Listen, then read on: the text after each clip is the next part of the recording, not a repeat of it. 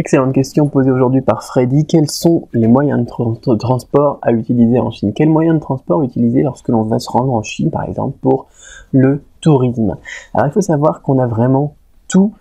Tout est possible. Alors ça va dépendre aussi du temps que vous allez passer sur place. Il est possible, eh bien, si vous êtes là longtemps, d'aller passer votre permis et d'acheter une voiture. Mais bon, je pense que là on est plus dans un cas de tourisme. Alors pourquoi pas, si vous restez plusieurs mois, acheter un scooter électrique ou tout simplement un vélo. Il faut savoir que les prix sont nettement moins chers qu'en France. Ou en France, eh bien, on aime bien faire des grosses marges et j'ai envie de dire où tout est beaucoup plus cher que de toute façon ce qui est fabriqué directement. En Chine, un vélo, un bon vélo, vous avez ça pour 20-30 euros, pas plus. Et encore, vous pouvez même en trouver moins cher si vous voulez bien une qualité moyenne.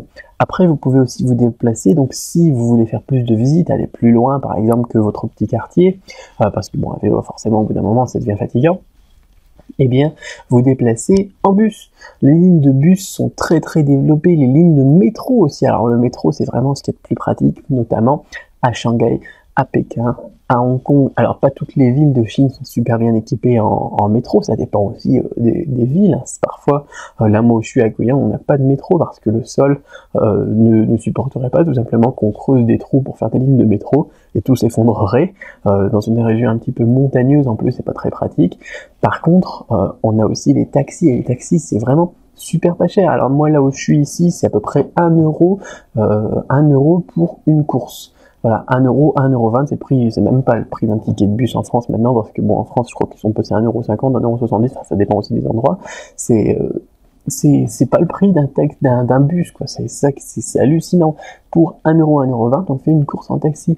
Alors, je crois que à Shanghai, qui est la ville la plus chère au niveau de taxi, on est à 14 kwai pour les 3 premiers kilomètres. Ce qui fait à peu près 1,60 €, 1,70 €. Mais ça reste vraiment donné. Vous faites la ville du nord au sud, vous faites 60 km, vous en avez pour 20 et quelques euros. Alors qu'en France, vous allez, par exemple, de chez vous à la gare la plus proche en centre-ville, par exemple, si vous êtes, par exemple, moi je suis de Lille, vous allez au centre-ville, jusqu'au centre-ville de Lille à partir de la banlieue, de Roubaix, sur coin du Neuf d'Ascq ou n'importe quoi, vous en avez pour 35 € de taxi.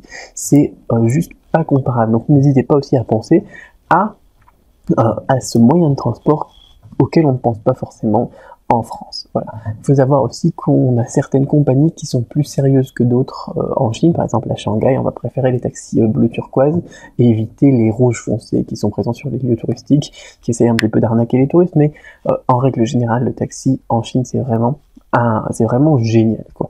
Le bus, ce qui est gênant pardon, en bus, c'est que souvent eh bien, le nom des arrêts s'écrit en chinois, les stations s'écrivent en chinois, et les sites sur lesquels on peut chercher eh bien, les itinéraires, c'est aussi en chinois. Donc là, c'est un petit peu plus gênant, tandis que le taxi, eh bien, en plus, on a souvent des chauffeurs qui parlent un petit peu d'anglais dans Shanghai et Pékin, et ça permet eh bien, de se rendre où on veut, en peu de temps et pour pas cher, comparativement bien évidemment à ce qu'on a en Occident, parce qu'il faut savoir que pour un Chinois, on va dire le taxi, ça reste assez cher. Pour un Chinois de la campagne, par exemple, ça reste assez cher de prendre le taxi.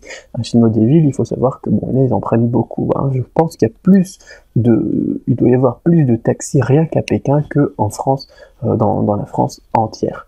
Voilà, donc c'est juste pour dire que c'est un moyen de transport qui est vraiment très très utilisé, à la fois par les Chinois et par les étrangers, par les touristes. Voilà donc pour les moyens de transport. Si vous voulez faire des longs trajets, eh bien, il y a le train. Alors, les trains, ils sont souvent lents. C'est pas rare de faire plusieurs dizaines d'heures de train entre deux destinations, bon, des destinations qui sont éloignées de plusieurs milliers de kilomètres quand même, mais ça reste assez lent. Et les avions, par contre, eh bien, ne sont pas chers du tout, surtout si vous savez eh bien où chercher. Vous allez sur des sites, par exemple sur le site de China Southern, vous allez sur CSR, et puis si vous y prenez à l'avance, vous avez des réductions, souvent des billets d'avion qui sont pour quelques dizaines d'euros moins chers que les low cost en France, quoi, par exemple. Donc pour vous dire que c'est vraiment pas cher. Moi je pense, la dernière fois on avait pris un avion entre Xiamen et Guiyang, je pense qu'on en avait eu pour 100 €, 100 € pour faire 2000 km d'avion, c'est plutôt rare on va dire en Occident. Donc n'hésitez pas aussi pour les longues distances, l'avion, si l'avion ne vous stresse pas, je pense que l'avion ne doit pas vous stresser de toute façon parce que vous l'aurez pris pour aller en Chine. Voilà pour la question des moyens de transport. Si vous avez une autre question, n'hésitez pas sur Cédric Beau TV. Dans le menu de droite, vous avez un petit lien pour me poser des questions et puis vous pourrez aussi vous inscrire pour recevoir les prochaines vidéos culturelles directement dans votre boîte mail gratuitement. Et vous trouverez aussi bien un paquet d'autres vidéos de ce genre. Il me fera un plaisir donc de vous retrouver dans l'une de celles-ci. À très bientôt.